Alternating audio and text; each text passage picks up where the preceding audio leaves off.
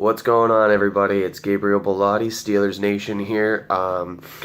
We are not at Rocco's this week. We're doing individual updates. This is my first individual update with the guys and with the group, so please bear with me. Excuse the nasaliness and the tired look on my face. I've been dealing with some pretty severe allergies for the last couple of days, so I'm just kind of a little out of it.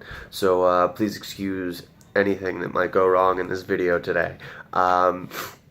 But shout out to Rocco's for, allowing us whenever we need to and whenever we want to on Wednesdays to go there for our shows. It is really a great place to take in an NFL game, and it's got some really good food, good draft choices for beer and everything, if that's what you're into.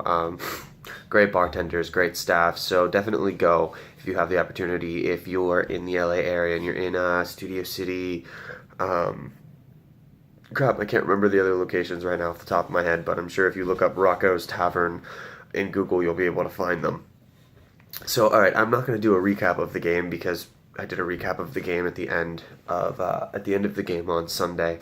But what I will talk about is I was really excited at the end of the game. If you watched the post-game recap or update or whatever, I was pretty excited. I'm still excited.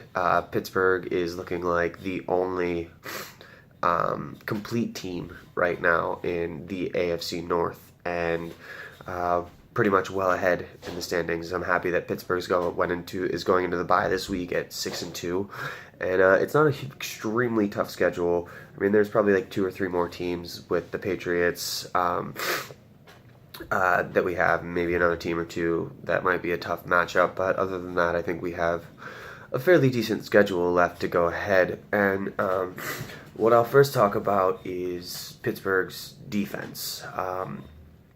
Bend not break. And they really did bend, but they didn't break.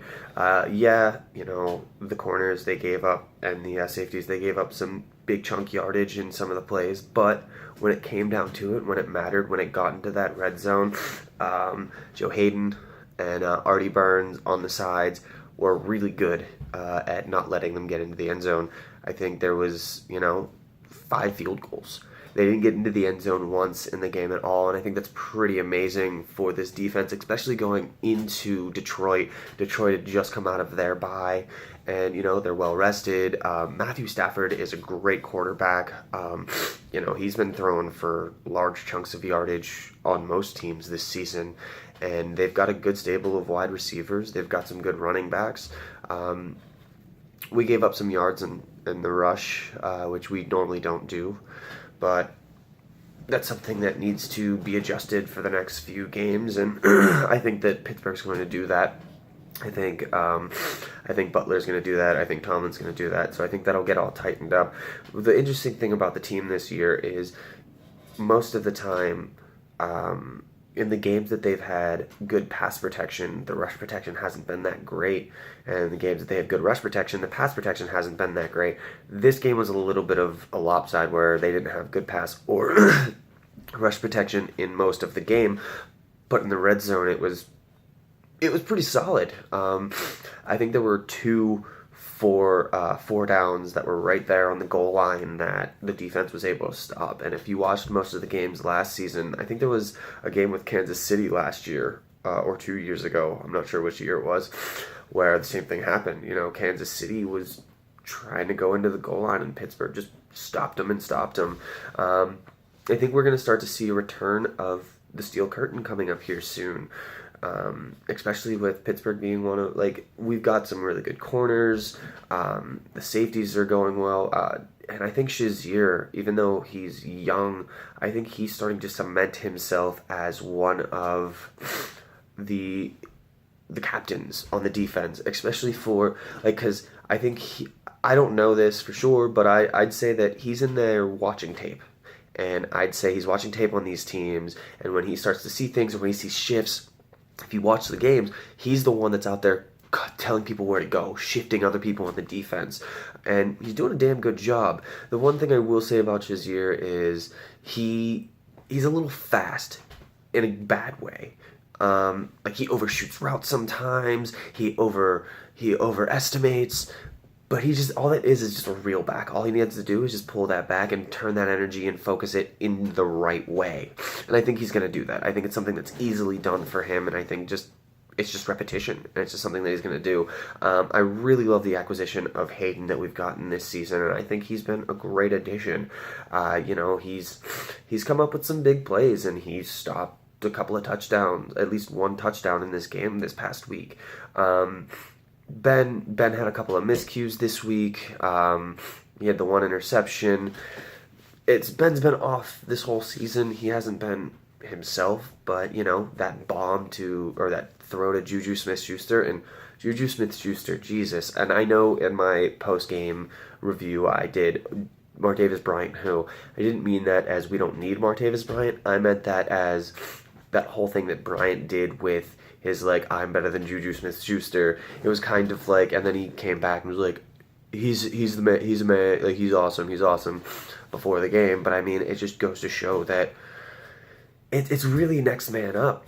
And with Bryant out, Schuster had to really show, and Schuster showed, and he's been showing this whole season. He's a monster, and I think I was singing the praises of Eli Rogers, I think last year, saying like he's a great slot guy, but he hasn't really been showing this season, and now Schuster's looks like he could be that man. So we'll see. I mean, if Bryant comes back and shows what he's got with him, Bell, or not him, Brown, and Schuster, you have Brown and Bryant on the sides, and you've got Schuster in that slot role. I mean, it's a monster. It's a monster of a wide receiving core, and plus Bell, he's a great short yardage receiver when it's needed. And one of the things I have to say is our offensive line.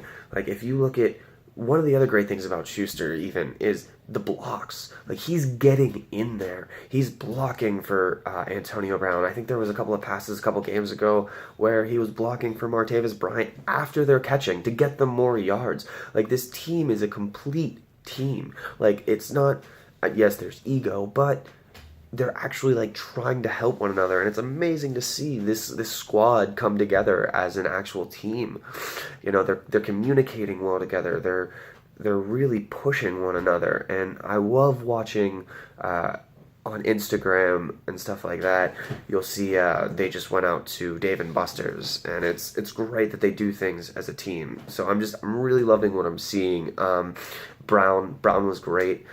He had that, I think it was the very first play, there was that one play that Brown had a nice, got us to the goal line, and I think right after that is when Le'Veon Bell got in and got the touchdown.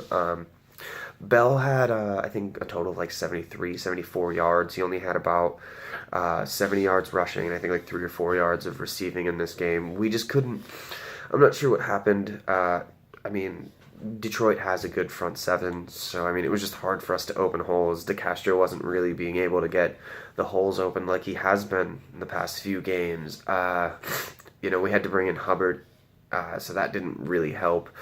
But other than that, I think it was, even though there was some miscues, even though we gave up over, I think it was like 411 yards, the fact that we came away with making them get 5 field goals instead of any kinds of touchdowns, I think it's a win. And I think that coming against a good offense and being able to come away with 411 yards and only 15 points on the board, I think it's fantastic.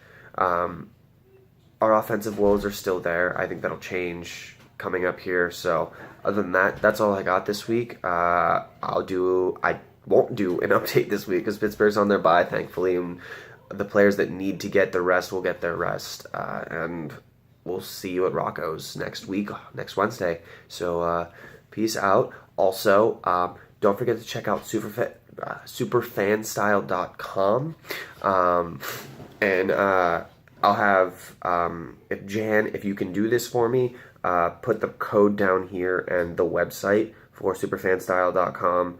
It's a 20% discount on anything from superfanstyle.com, and I think the code is AFC Northerners.